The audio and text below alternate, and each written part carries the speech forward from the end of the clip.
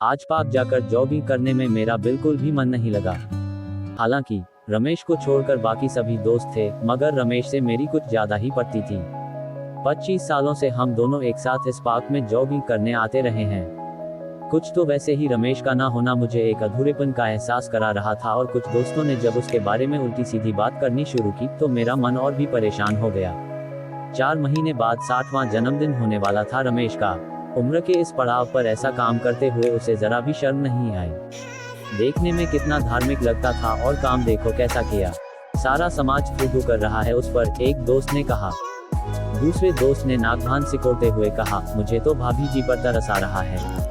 अच्छा हुआ दोनों लड़कों ने घर से निकाल दिया ऐसे बाप को। इससे ज्यादा सुनने की ताकत मुझ में नहीं थी। कुछ काम है, कहकर मैं वापस घर आ गया और रमेश के बारे में सोचने लगा। रमेश और मेरी कारोबार के सिलसिले में एक दूसरे से जान पहचान हुई थी। ये जान पहचान कब दोस्ती और फिर गहरी दोस्ती में बदल गई, पता ही नहीं चला। रमेश बहुत ही साफदिल, अपने काम में ईमानदार और सामाजिक इंसान था। उसके इन्हीं गुणों के चलते हमारी दोस्ती इतनी बड़ी कि 25 साल तक हम रोजाना एक साथ जॉगिंग करने जाते रहे। हम दोनों अपनी सारी बातें जॉगिंग के दौरान ही कर लेते थे। कई बार तो दूसरे दोस्त हमें लैला मजनू कहकर चिढ़ाते थे। इतने सालों में रमेश ने अपना कारोबार काफी बढ़ा लिया था। ट्रांसपोर्ट के कारोबार के साथ ही अब उसने दिल्ली के पॉश इलाके में पेट्रोल पंप भी खोल लिया था। एक तरफ लक्ष्मी उस पर पैसा बरसा रही थी, वहीं दूसरी तरफ उसकी सुंदर सुशील पत्नी ने 2 बेटे उसकी गोद में देकर दुनिया का सबसे अमीर इंसान बना दिया था। ग्राहक वहां पेट्रोल लेने के बहाने लड़कियां देखने ज्यादा आने लगे। अब रमेश हर तीसरे महीने पहली लड़की को हटाकर किसी नई और खूबसूरत लड़की को काम पर रखता। मुझे उसकी इस सोच से नफरत हुई। मैंने उसे समझाने की कोशिश भी की तो उसने कहा, all is fair in business. मैं अपनी आंखों से देख रहा था कि पैसा कैसे एक सीधे साधे इंसान की अक्ल मार देता है। ज्यादातर उसके मैनेजर ही इन लड़कियों को काम पर रखते थे, पर वे लड़कियां काम कैसा कर रही हैं, ये देखने के लिए रमेश कभी बाहर अपने पेट्रोल पंप पर ही पेट्रोल भरवाने चला जाया करता था। उन्हीं दिनों एक लड़की रानी उसके पेट्रोल पंप पर काम करने आई। एक शाम को मैं उसी की गाड़ी में काम के सिलसिले में उसके साथ गया था। उस दिन रमेश ने पहली बार रानी को देखा था। गठे हुए बदन की लंबी पतली थोड़ी सांवली सी थी वह। उम्र यही होगी कोई 23-24 साल, यानी रमेश के बेटे से भी छोटी उम्र की थी। रमेश ने मैनेजर को बुलाकर पूछा तो उसने बताया कि यह नई लड़की है रानी, अपना काम भी बखूबी कर रही है। उसके बाद रमेश और मैं वापस आ गए। 3 महीने बाद मैनेजर का रमेश के पास फोन आया कि रानी आपसे मिलना चाहती है। वह काम से हटने को तैयार नहीं है। उसे समझाने की बहुत कोशिश की, मगर कहती है कि एक बार मालिक से मिलवा दो फिर चली जाऊंगी। रमेश ने कहा, उसे मेरे दफ्तर भेज देना। दफ्तर आते ही रानी रमेश के पैरों में गिर गई और लगी जोर जोर से रोने, मालिक मुझे काम से मत निकालो। मेरे घर में कमाने वाली सिर्फ मैं ही हूँ। बाप शराबी है, वह पैसे के लिए मुझे बेच देगा।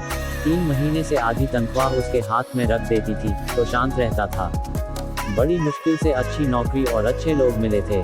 मैं आपके सब काम कर दिया करूंगी, ओवरटाइम भी करूंगी। उसके पैसे भी चाहे मत देना, पर मुझे काम से मत निकालो। रमेश ने 1-2 बार उससे कहा भी कि उठो, ऐसे पैरों में मत गिरो, मगर वह पैरों को पकड़े रोती रही। आखिरकार रमेश को ही उसे उठाना पड़ा और मानना पड़ा कि वह उसे काम से नहीं निकालेगा।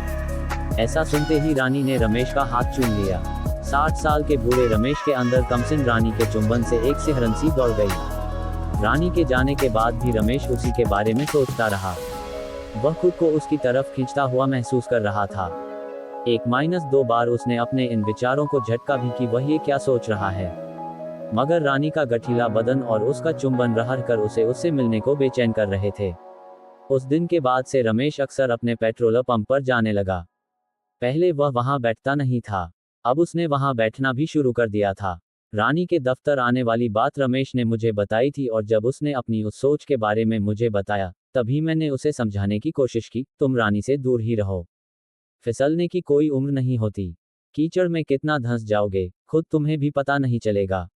रानी ने खुशी खुशी हाँ भर दी। अब रानी फार्म हाउस में काम करने लगी। कभी भी रमेश अपने दोस्तों को वहां ले जाता तो रानी खाना भी बना देती थी सबके लिए। रानी हर काम में माहिर थी। फार्म हाउस पूरा चमका दिया था उसने। रमेश को ये देखकर बहुत अच्छा लगा। एक बार कहीं बाहर से आते हुए रमेश फार्म हाउस पर चला गया। वहां जाकर पता चला कि चौकीदार छुट्टी पर है। तब रानी ही गेट खोलने आई। चाय पानी नाश्ता सब दे दिया और जाने लगी तो रमेश ने पूछा, तुम्हें यहाँ कोई दिक्कत तो नहीं है? जितना चाहा था उससे भी ज्यादा मिल गया मालिक।